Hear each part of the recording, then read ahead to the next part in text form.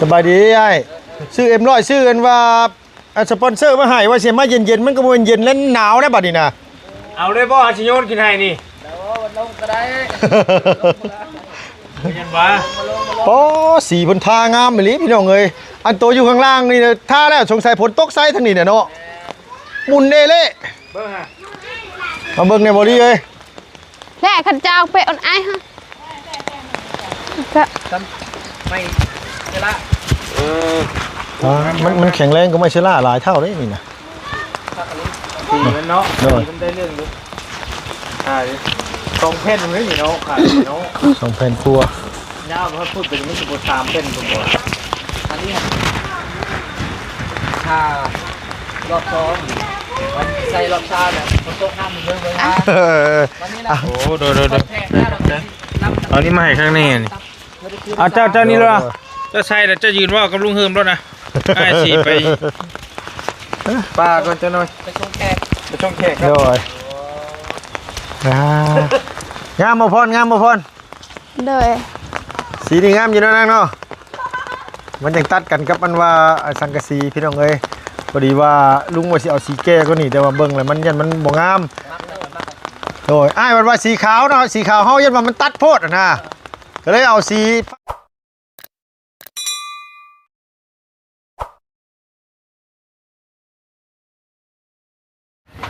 ยังบ่แล้วเด้อทาเด้ออันนี้ห้องขึ้นอันนี้ห้องขึ้นชื่อสียังบ่โอ้กำลังขึ้นทักพี่น้องเลยมาอีกแล้วพี่น้องเลยโดยสบายดีด้วยนังเด้อโดยสบายดีเด้อบอดีเด้อไม่พี่น้องเลยไม่บวกจ้างกระโจกครับเห็นลุงอะไรเจ้าพี่น้องเลยเนาะทั้งอ้ายเพิ่นกำลังกันว่าขึ้นหลังคาทักพอดีแหละไปเลยตัดบ่มันตัดครับพอดีมุ้งพร้อมผลเลยเนาะโดยเป๊ะเลยเรียกว่ามึงดูตอนนี้มันเที่ยงว่าใช่ไหมครับเที่ยงว่าเที่ยงว่าเลยครับอันว่าแป้นล้มข้างหน้าบนท่านได้ใส่บ่ทางเพราะเราขึ้นไปเทกไปซื้อนี่อ๋อคือไปแทกก็ชื่อมาเทกไปก่อนอ๋อโดยดูขึ้นเลยเอาเลยเฮ้ยเอายับเข้ามาแม่บ่ดีเอามีจักรเบิ้งแม่ใหม่แม่เอาจะมีคนนั้นจะไปเล่นกัน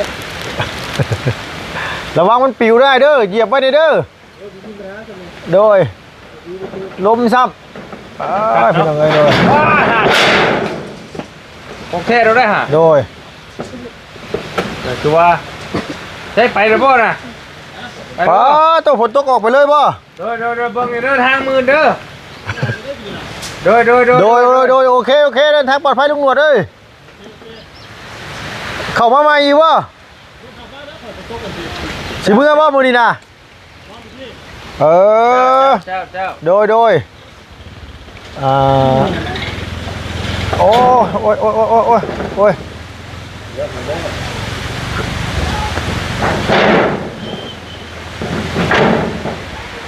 ตอนฝนตกเลยเนาะเปียกเลยนะเราก็ได้ฮะโอ้ยจังหวะอะไรลุงเอ้ยยังบ่ได้มีคำตอบโดยลุงหนวดถามว่านอนอยู่พี่บ่ลุงเฮิมเมื่อไปสั่นว่าพี่น้องเอ้ยตัวมันสิบ่เปียกซะบ่ล่ะนะ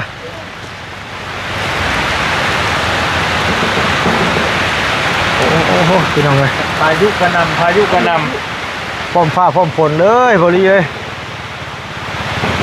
ได้ยินว่าตะกะเตนน่ะฮะใส่คือว่าคักแน่แท้ว่าสิมากินได้ลุงได้มื้ออื่นว่ะว่าก็คือไปได้แล้วคือมื้อแรกนี่ไปได้เบย ประมาณ6 โมง 5 โมงไปได้คือว่าฝนตกสินี่ได้หลายบ่นางตะแตน คนผู้เลยเนาะ โดยไปการตักแตนกับน้องพรบ่บ่แรงนี่วะเอารถใช้ไปอีกเนาะรถบ่ได้ย่างไปติ เวลาบริสุทธิ์เมื่อให้เราดูเลยใช่ไหมกินมันแล้ว โดยไอ้ล่ะของฝาก อ๋อ ไว้อันว่าให้สร้างน้ำเอาถือไว้ก่อนเลยโดย เปเลย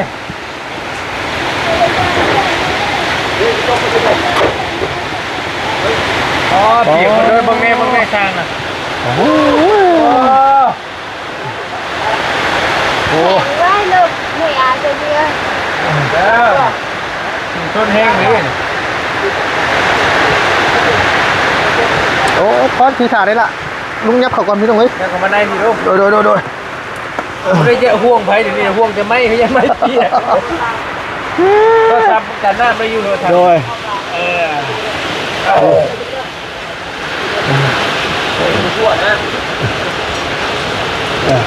โอ้น่าอร่อยนี่ ระวังมือหน่อยเด้อ ซูเปอร์แมน ซูเปอร์แมน เดี๋ยวว่าซูเปอร์แมนไทยเตะได้โย่กันไม่เยี่ยมใช่ โดยป้า เทพร้อมผ้าพร้อมฝนครับนี้เราเทไปซื้อ โดย สวยงามเลยเตะเลยตัดดอกไว้เนาะ แมนโอ้โห จับได้เด้อเดี๋ยวเทนดิ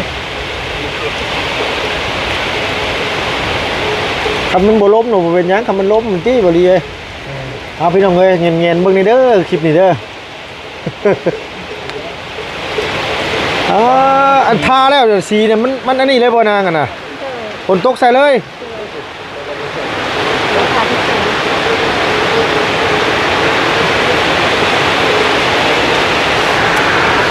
ใช้อันนี้นะมันคือแห้งเถอะ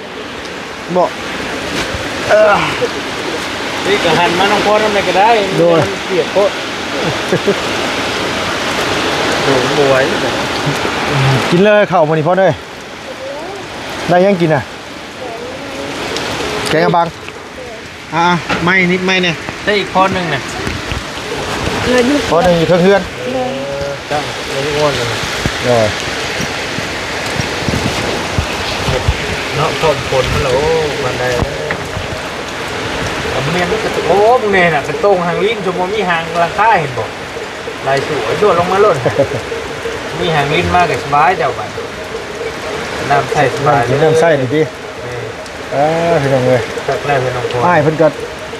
หมายความว่าเพิ่นขึ้นเอาไปแทกแต่เพิ่นเสียลงมาอีกบ่บ่ดี ก็สิโมโมนั่นแหละเราขึ้นไปเทกก่อนโทรขานี่เราบนท่านใส่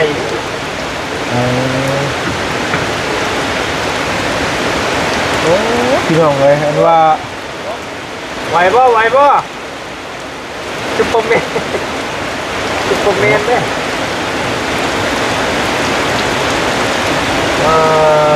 ดูกัน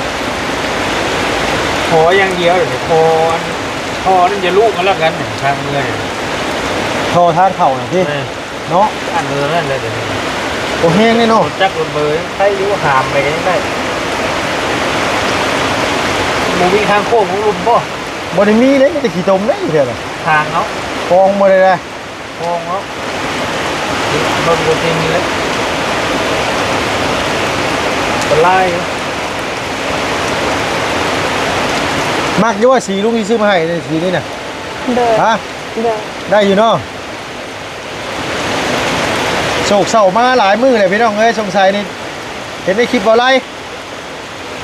ห้องเพลงบ่ โอ้เป็นนักร้องตอนไหนก็บ่ฮู้ยังว่าอยู่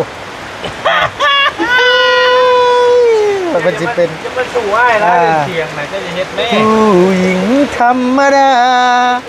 หาคนสนใจยากนักเป็นเพลงนี้บ่เว้ย เมโมรี่ ก็ไปเร็วบ่ม่วนสักไอ้เพิ่นก็อยากพักน่ะลูกน้อง อ๋อไอ้เพิ่นอยากฟัง เดิน โอ้ยเอา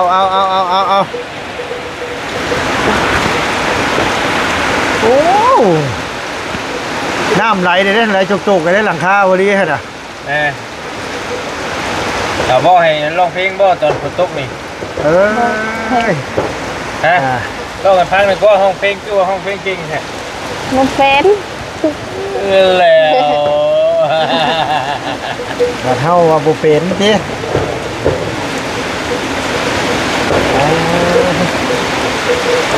อ๋อมันไหวบ่ลีเลยนี่บ่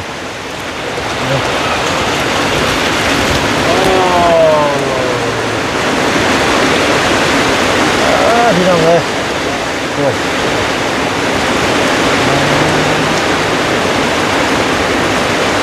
้ ได้บ่คักเนาะ โดย อันเอาขึ้นแค่เดียวยังว่าคักน่ะ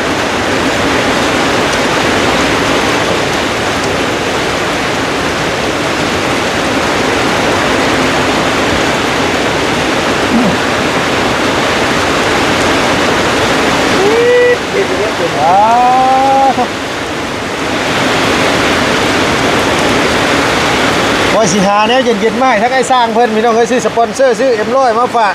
หนาวอ่ะ มันก็บ่แม่นแนวเย็นแล้วบาดที่นี่มันก็หนาวแล้วอันนี่นะไม่48เฮายังเหลือเท่านี้บ่บ่ดี บ่แล้วเหรอเป็นเอาไว้ใช่ไหมวะเมียนแล้วบ่ไม่ยังเพิ่นเอาขึ้นเทิงเลยบ่ ไม่48แล้ว 18เนี่ย18เนี่ยก็จะตาย ไม่สิเป็นบ่อยู่เทิงน่ะ เล แม่ ย น คือบ่พอแล้วตลอดนั่น เนาะ แสดงว่าที่คนใจจะตัวนี้ชื่อ อันไหน เลย โดย ไม่นายชองน่ะ แม่น ใจจะดูปูแป้งนี่นี่ โดยพอทั้งเทิงพุ่นกับเพิ่นก็ตัวนั้นอีกน่ะตัวนั้นเด่นนี่ก็ต้องกัน โดย แสดงว่าไม่ชีเปแล้วได้ชื่อมาอีกได้นี่ แน่นอนอยู่แล้ว ไม่ใช่ไม่เช่นมันน่ะ โดย โอ้ดีได้นี่ก็เมียนี่นะลูกนี่ อ่า เมียนหมดละลายนะอยู่ตรงอันนั้นไม่ชีเปก็น่ะตัวนั้น ไม่18ที่ว่าอัน ตัว ข้า นั้ วน มัน ตัว น่ะ เทิงกันพวกเนาะตัวนี้ โดยอัน เนาะ เอาตัวยาวมุ้งสังกะสี ตัว นี่ นั้นน่ะที่ชองอ่ะเนาะ โดย ยาวพี่ตัวนั้นเป็นหลายเติบอยู่ เด้อพี่น้องเอ้ยโอ้ยพี่น้องเอ้ยไอ้สร้างแล้วอันนี้อยู่พอนไปหาหัวจิงไข่นั่ง หัวชิดไทย โดยยังบ่รีเพิ่นอย่างนี้บ่รีสาว ปักตะไคร้ สาวบริสุทธิ์ปักตะไคร้เนาะ แม่ พลสิยุทธเพิ่นว่าไปแม่ แห้งกูเก่า บ่รีเว้าอย่างนะเทลงมาปัดผ้าหัว โอ้ย โอ้ยซ้ำๆเป็นบ่เอ้ย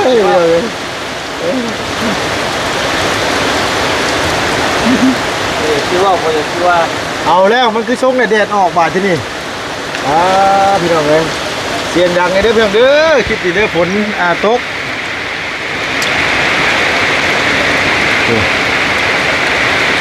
ตักแต่นี่คันฝนตกตอนนี้ยามมื้อคืนก็ออกบ่นะ เลย โอ้โหเลยเนี่ย นั่งคักนั่งแน่พุ่นน่ะบ่รีเอ้ยมันว่าอันนั้นมาให้น้องแน่หั่นน่ะอันเสียงดังหั่น เอ้ยจะเอาเองก็ได้หลานไอ้เด้อ ไปเฮ็ดตังค์ให้น่ะ นี่คือหลานไอ้ มีไผแน่นางเข้ามามื้อนี้ล่ะ ที่ทางบ่าวไร่กับลุงนวดแล้วก็น้องนุ้ยแล้วก็ที่ทางไอ้เนี่ย น้องนิวบ่ เลย น้องนิว แล้วก็ไปทางไอ้ทิศว่าแล้วคือที่แบบ บ่จิต บ่จิต โดยบ่จิตบ้านโคกพี่น้องเอ้ยไปหาบางมื้อนี้น่ะ ไปกับน้อง เจ้านะ เลย ไปเจอจมุง ตื่นลงไปเลยพี่ปุ๊ ได้มานั่งเบิ่งฝนบัดนี้มาลีเห็นว่ากับน้องพรลุงพี่น้องเอ้ยให้สร้างเพิ่นกับปุ๊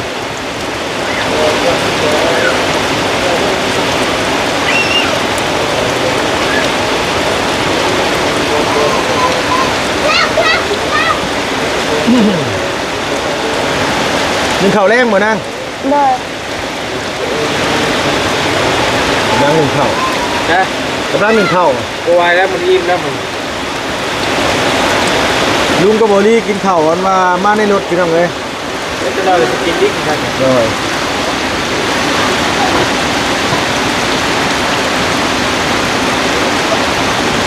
โอ้ยเราไปอยู่เซฟปิดมันหลังคาหาก็ได้แค่เดียวท่านรู้จ้ะ ขึ้นไปแทกก็ซื้อได้นั่นน่ะ กันหลังคาแล้วเอาไปอยู่พวกกันได้ โดย นี่แล้วเราจะได้หลังคาใหม่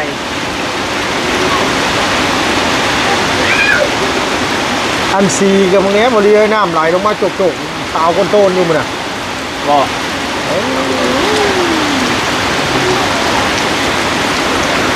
ชุดแต่อยากให้งามพี่น้องเลยซื้อสีบ้างกับ700,000กระปุกหนึ่ง350,000 แต่นี่ที่ท้ายอยู่ดิแต่ตอนนั้นน่ะแล้วเบิ่ง แล้วเลยว่านางตัวซื้อเพิ่นใช้ทองกันน่ะ โดย แล้วมันจะใช่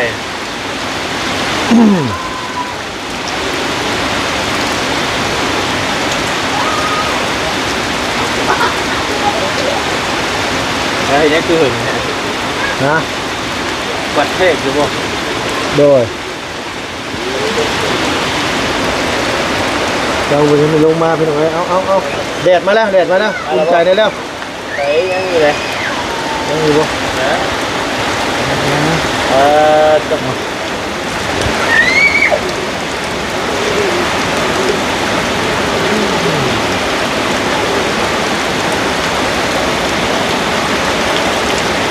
ว่าทั้งไอ้สร้างเพิ่นมาเพิ่นกบไม้มันบ่นาง โดย กบไม้อันท่าสีนี่เนาะ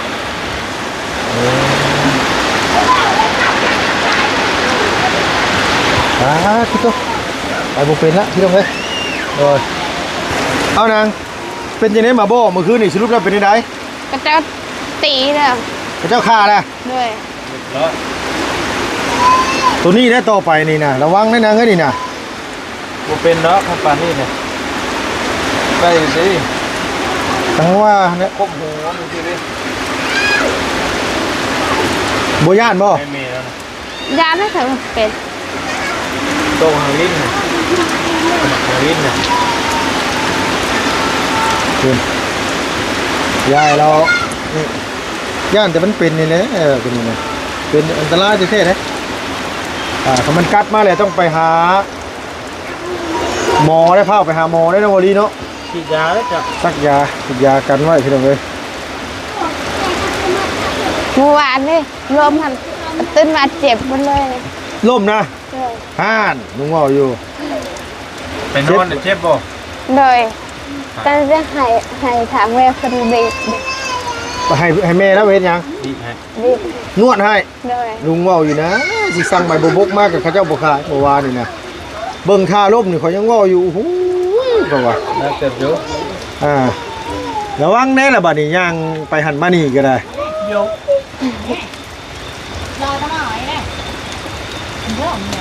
เศร้าแล้วบ่ลิ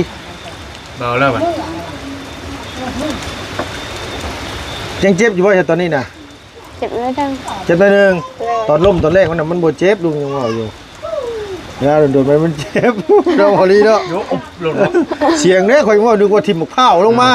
ตบโลดป๊าดตุ๊ว่า เจ็บอยู่นะ กินข้าวซะบุแซ่บพุ่นนะเพิ่นผู้น้องแถวมาแต่ให้บ่นางน่ะ โดย น้ำคนเดียวบ่ ไปให้ผู้เดียวว่าลำมื้อนี้น่ะ ไปเที่ยวหนองบ่ได้ไปน เก่งอยู่ลิเก่งอยู่ลิไม่ให้คนเดียวก็เป็น มาแต่ให้บ่นางไปผู้เดียวบ่เก่งพี่น้องเอ้ยตุ่มยมมาอันวานใส่เสื้อก็เอานั่นฮัดได้หั่นน่ะ ำเราอายเด้อ ฮะ ไปรถ ไปรถมันเป็นยังดอก สบายมาก ใส่พี่น้องเอ้ยบ่ เรียนอย่างกันแล้วลุงบอกอย่าได้ลุงโอ้นั่งน้องคน แปรพอดีคนกำลังเจ็บตับเอิกอยู่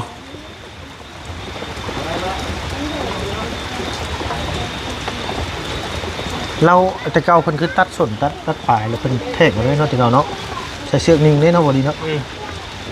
เอาตัวจริงเหรอเป็นตัดหัวลูกจะได้ เพิ่นยันมันเบี้ยวว่ายันบิดนะเวลามุ่งไปยันมันลำกันไปมา เอาขันจ้องย่างไว้ให้ผูกเป็นยังไงมันขาด โดยเด้อเอาแล้วมันก่อนพี่น้องเอ้ย ขันจ้องลืมเพื่อนสะเท่พุ่นเบิ่งปลายพุ่นมาเลยกิ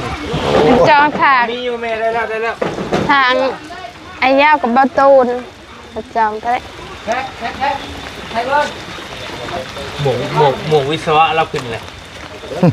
ไม่อยู่พี่บ่ไม่น่ะ โดย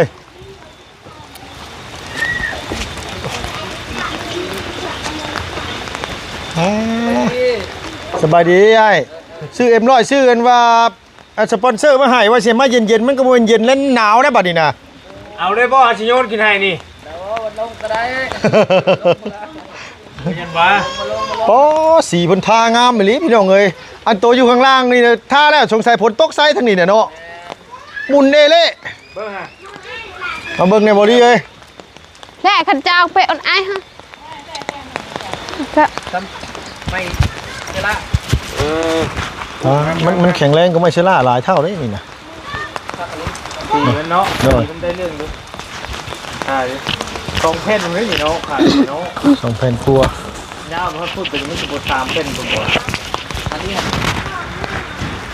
ถ้ารอบซ้อมวันใส่รอบชาแบบคนโต๊ะห้ามเบิ่ง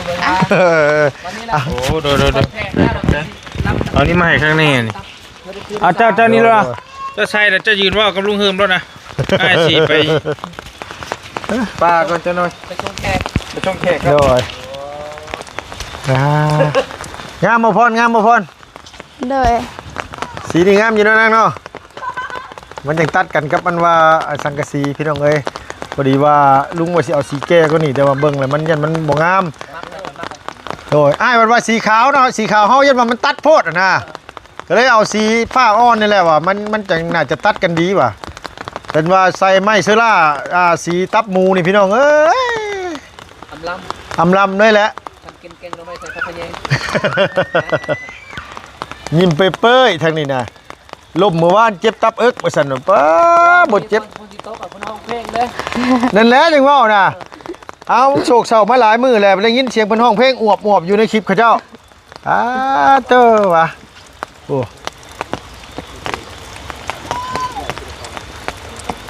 ถึกใจอยู่บ่สีนี่ถึกใจบ่ โดย ได้อยู่แล้วนางเนาะบ่ติเนาะเห็นว่าลุงเฮิมมามักอันนอกมักสีแดงคือบ่เอาสีแดงมาให้สิว่าบ่มันต้องให้มันตัดกันในนั้นนึงพี่น้องเอ้ยพุ่นน่ะฝ้าอ่อนเนาะฝ้าแบบอันนี้มีแต่ว่าก็ถือว่าคันอ้ายบ่เราบ่ลำก็บ่เป็นหยังนะเพราะมันอันว่าสีมันจ้าแล้วมันก็ถือว่าโอเคได้ล่ะเห็นว่ามันยากเพิ่นนั่นแหละบ่ซื้อเห็นว่าสีมาให้ทั้งราคานี่ก็เพิ่นมาแต่เช้าผมยังบ่ทันได้หยังค่าสีซื่อๆมื้อนี้ก็แล้วก็ได้ถึงใจอยู่นะพอเนาะ โดย ร้องเพลงยังร้องเพลงให้บ่ได้ฟังนะฮะเอาไหวเฮ้ยร้องเพลงอย่างนี้เนาะพี่น้องเอ้ย บ้านแล้วเรื่อง หมอลำเรื่อง โดย โอ้ยเนาะร้องหมอลำเรื่องเอามันก็ยังโศกคือเก่าอยู่ซะเนาะก็นึกว่าร้องเพลงแบบวัยรุ่นแน่บ่แม่นได้เราเอาขึ้นไปอันวัดไปเทศเอาตัวจริงเลยแล้วว่าพี่น้องเพิ่นวิชาไผวิชามันปกตินี่คือทั้งทีมงานอันมาเห็นสร้างเขาเจ้าเฮ็ดแต่เก่านี่เขาเจ้าสิตัดท้ายตัดบนแล้วก็เขาเจ้าแทกแล้วก็อันนี้เลย ก็อดอายยาวเลย ฮะ ได้อายค่ะ บ่กลางรถดับ อย่าไปยืนใกล้ๆร้ายอันต้นมะกะพร้าวนะมะพร้าวห่าวมันถึงน้ำวีลงมาหั่นกันนักกว่าล่มเมื่อวานนี้เมื่อวานนี่ก็ยังเป็นว่าพอแห้งเนี่ยพี่น้องเอ้ยเจ้าไปหาอีกเส้นนางอันน้ำไม้มื้อเช้านี่ กายหายมีตูคน กายให้มีตู้ย่างไป โดย โอ้โหแถวนี้บ่มีบ่แถวห้วยแถวหยังนี่แหละ มีเต้นไม้กระสะ เอามันมุ้ยน้ำไม่บง โดย เออบ่ไหลนะปกติมันแนบใส่นั่นเดี๋ยวบ่ค่อยไหลได้ไหลกันปุ๊บมาไผปุ๊บมันแล้วค่อยยืนตรงซ้ำเนาะไหวได้เฮ้ยมันจะนั่งคุยกับน้องพรดีกว่าทันได้เฮ้ยโอ้บ่ได้เด้นี่นะ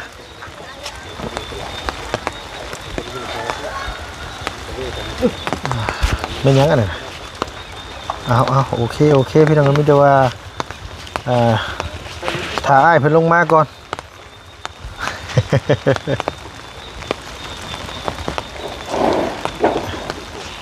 กาแฟบ่นี่ล่ะ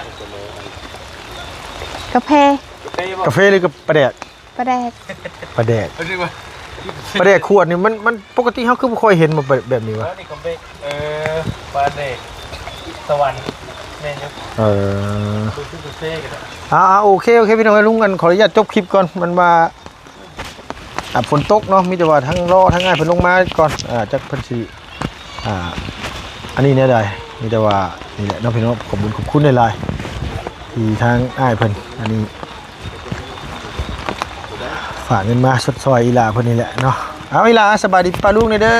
สบายดีเด้อ ไฟหดเข่าก็จะมุ้ยไฟชุบนี่ซ้ำได้น่ะอ้ายไปสั่นโอ้ยพี่น้องเอ้ย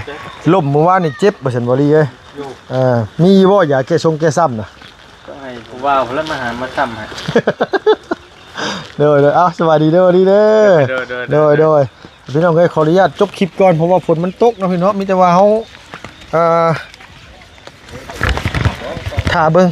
ว่าอ้ายแล้วสิเฮ็ดวิธีใดเพราะว่า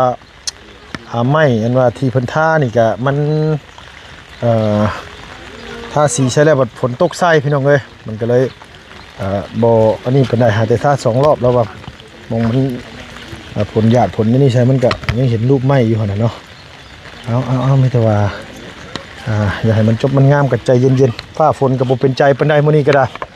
ฝนตกพี่น้องเอ้ยเนาะอันนี้บ่เพิ่นว่าเนาะบ้านเลี้ยงหมูฝนตกมาก็ขี้หมูกระจานพี่น้องเอ้ยเอาเนาะแต่ในลุงก็ต้องกราบสบายดีพี่น้องขอขอบคุณในหลายอยู่ดีมีแห้งอย่าเจ็บอย่าจน FC เฮาบ่สุขุสุขคนสำหรับที่นี่ไปก่อนพี่น้องพบพ่อกันคลิปหน้าเป็นกำลังใจให้แน่พี่น้องเอ้ยทางทีมงานเล่าเหนือเฮาหาชีวิตขึ้นไปพุ่นเนาะพี่น้องบ่าวเตียงบ่าวบุญมันปลาประธานป้องแล้วก็ทางน้องเมฆเนาะพี่น้องแล้วก็บ่าวเหย้าพี่น้องเอ้ยเพิ่นพากันเดินทางขึ้นไปเอาเป็นกำลังใจให้แน่อยู่ทั้งพี่ก็หลายคู่หลายคนทั้งเซโปน้ำอีกแน่เนาะพี่น้องเอาไปแล้วพี่น้องเอ้ยบ๊ายบายสบายดีเด้อพี่น้องเด้อ